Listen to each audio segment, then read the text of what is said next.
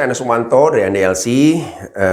Kembali saya akan menjawab beberapa pertanyaan dari rekan-rekan berkaitan dengan kepemimpinan. Ada pertanyaan menarik ya, Pak. Sebenarnya di era sekarang, ketika kita menjadi seorang leader di level middle manager misalnya, apa yang harus saya kembangkan, Pak ya, yang paling penting? Karena dulu anak buah saya di kantor, sekarang anak buah saya di rumah. Seringkali saya ngomong aja, seringkali udah stres duluan karena sinyal, gangguan, dan lain sebagainya. Lalu saya nggak tahu mereka kerja atau nggak, aktivitas apa yang mereka lakukan. Nah, ini penting nih ya, leader di masa pandemi. Nah, kalau kita merujuk dari kepemimpinan yang old fashion lah ya, yang sudah biasa dilakukan adalah leader dan bawahan ada di satu lokasi. Itu paling enak, itu paling mudah. Kenapa? Bagaimanapun juga, pengamatan kita bisa langsung, direct langsung dari kantor, lihat, oh bawahan saya ada tuh di ruangan sebelah. Oh di lapangan ada. Itu yang paling mudah tuh. Bawahan kita ada di sekeliling kita. Ada tahapan yang kedua. Bawahan kita agak berjauhan. Misal lokasi pabrik gitu ya, pabrik A, pabrik B. Ini butuh challenge sedikit nih. Gimana kontrolnya harus lebih kuat. Gimana kita monitor pekerjaan mereka. Gimana saya yakin bahwa mereka melakukan proses kerja dengan baik. SOP harus mulai dipersiapkan. WIS, WI, instruksi kerja, dan lain sebagainya harus mulai dipersiapkan dengan baik. Lalu ada lagi tuh yang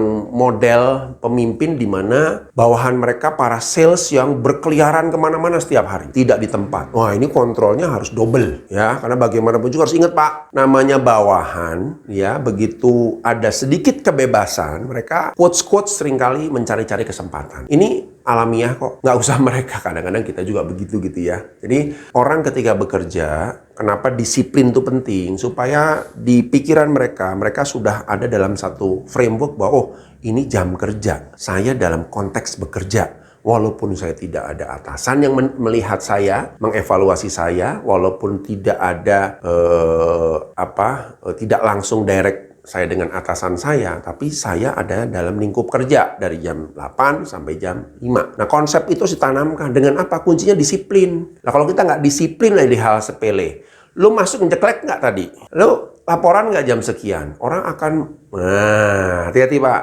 kebebasan kalau tidak ada batasan yang clear, cenderung membuat orang melanggar aturan. Ini sebenarnya model seperti ini pernah dilakukan di salah satu sosial eksperimen gitu ya. Ada satu tempat ya, dibuat semua itu tertib dan teratur dan berikut penjelasan mengenai prosedur-prosedurnya jelas. Harus bagaimana memindahkan bangku pun nggak boleh sembarangan, mengambil gelas pun harus ada aturannya. Setelah pakai gelas harus kemana. Lalu ada satu ruangan yang bebas, semua tersedia, semua tidak ada aturannya. Ya, hanya di situ tertulis satu, mohon gunakan semua perlengkapan dengan rapih dan baik. Kita lihat disorot secara eksperimen beberapa hari itu. Jadi ada orang-orang yang tidak tahu mereka sedang dieksperimen, lalu dilihat apa yang terjadi. Orang-orang yang ada dalam lingkungan yang semua tertata dengan baik dengan prosedur, mereka menjadi perilaku mereka teratur, tertib duduk, ya kan? Lalu bergerak sedikit, ngambil minuman sendiri, atau mereka bereskan sendiri, taruh di tempat, dan lain sebagainya. Semua menjadi teratur selama berhari-hari. Beda dengan kelompok yang ada dalam ruangan yang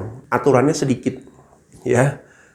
Bahkan cenderung tidak ada aturan yang jelas ya. Apa yang terjadi? Lebih berantakan dan orang-orang itu menjadi frustrasi, jadi stres. Ya, cenderung mereka iseng gitu ya, apa digeratak, ujung-ujungnya gelas pecah karena teledor menaruh dan lain sebagainya. Nah, ini menggambarkan, Pak, ya, manusia dalam bekerja konteksnya pertama harus didisiplinkan bahwa ingat ya, jam 8 sampai jam 5 Anda kerja loh. Fokus pada pekerjaan.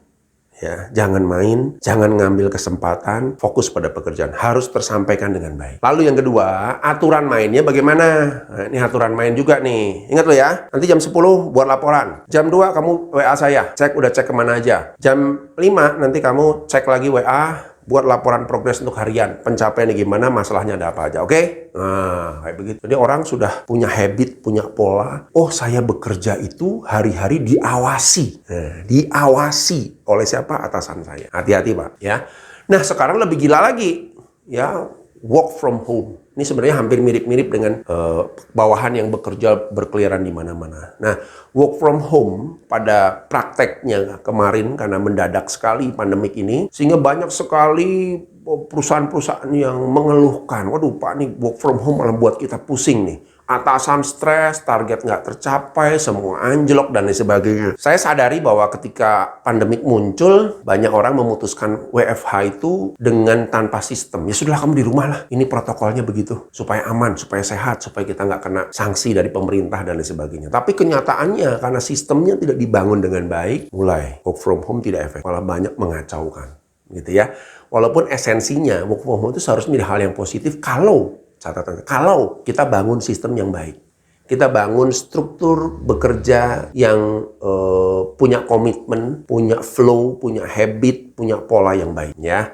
Seperti contoh yang dilakukan di satu perusahaan yang pernah saya bantu, mereka diminta untuk mengisi yang namanya target fokus every single day. Pagi isi, jam 10 laporkan, jam 4 mereka harus laporkan ulang apa yang sudah mereka lakukan. Basisnya bukan lagi proses. Nah, ingat ya, WFH ini agak rumit kalau kita hanya berfokus kepada kamu ngapain. Kok tadi dengar-dengar kata anak kamu keluar kantor, keluar rumah, katanya belanja. Wah, repot Pak. Orang akhirnya mulai nggak nyaman. Nih kok gue diselidik-selidiki. Karena bagaimanapun juga mereka di rumah posisinya. Ya, bagi mereka merasa saya punya hak dong, sedikit kebebasan. Nggak salah Pak, nggak salah gitu loh.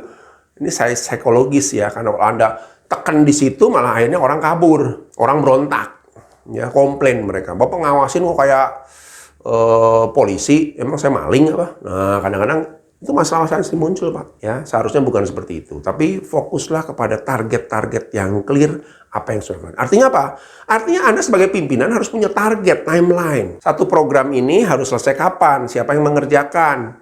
Pastikan ke mereka, tolong ya kerjakan dengan cara seperti ini, nanti hari Selasa atau Rabu, saya mau hasilnya seperti ini, caranya seperti ini, silakan atur. Anda harus legowo untuk bisa melepaskan tanggung jawab pengawasan yang terlalu mikro kepada result oriented. Ya, ini kunci penting gitu kan. Oke, lalu yang kedua, juga dalam work from home ini tentunya kita harus tetap intens ya melakukan komunikasi sehingga keberadaan kita juga tetap ada sebagai bagian dari kita sebagai leader. Karena Anda nggak tahu mereka lagi tidur atau nggak. Mau di kita tidur lah.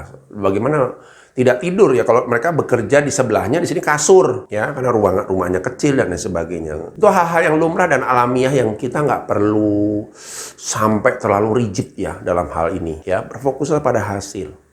Ya, Anda yang punya frameworknya, Anda harus mulai merancang ya seperti project manager, bagaimana selesai nggak yang ini? Ini berkaitan dengan si A, berkaitan dengan si B, dari A sampai si B dan sebagainya. Yang saya udah ajarkan banyak ini ke banyak perusahaan supaya mereka berpikirnya sebagai as a project manager, gitu ya.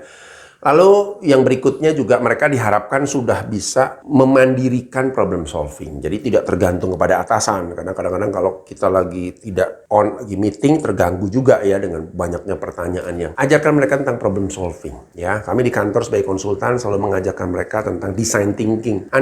Produk Anda ini seperti orang mendesain sesuatu. Harus tahu dulu dari identifikasi masalah, lalu dari mulai perancangan, data-data, faktanya dikumpulkan dengan lengkap, lalu mulai tahapan designing, lalu nanti kalibrasi, nanti mulai di trial dan lain sebagainya sampai menjadi produk jadi. Itu yang diajarkan supaya mereka bisa lebih mandiri dalam menyelesaikan tugas-tugas mereka. Baik, itu yang saya bisa sampaikan. Salam sukses.